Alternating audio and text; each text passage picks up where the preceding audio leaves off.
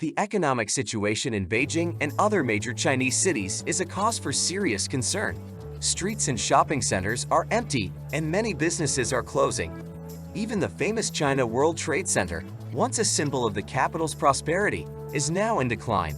Locals estimate that about half of Beijing's population is now unemployed.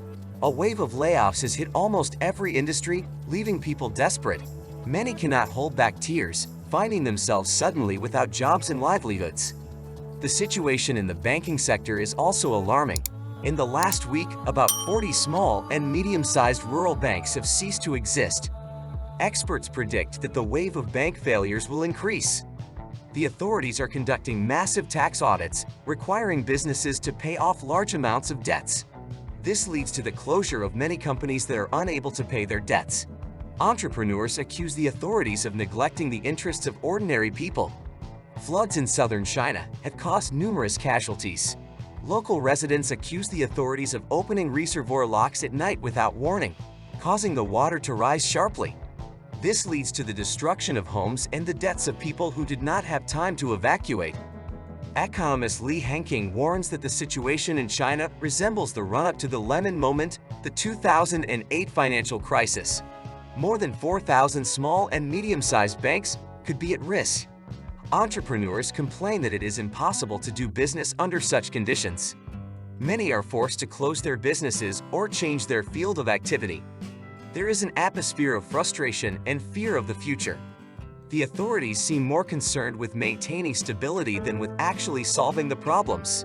They are trying to hide the scale of the disasters by blocking broadcasts from the affected areas. This causes even more distrust among the population.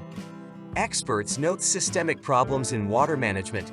Despite significant investments, the effectiveness of flood prevention measures remains low. Local officials often shift responsibility to each other. Geologist Van Welo points to the commercialization of reservoir management as one of the causes of sudden water releases. Operators seek to maximize profits by keeping water levels high, but at a critical moment are forced to open the floodgates on an emergency basis. Meteorologists are predicting continued heavy rains in several southern provinces. This may lead to new floods and aggravate the already difficult situation. What is happening in China is a matter of grave concern. Economic recession, mass unemployment, banking crisis, and natural disasters are creating a highly unstable situation.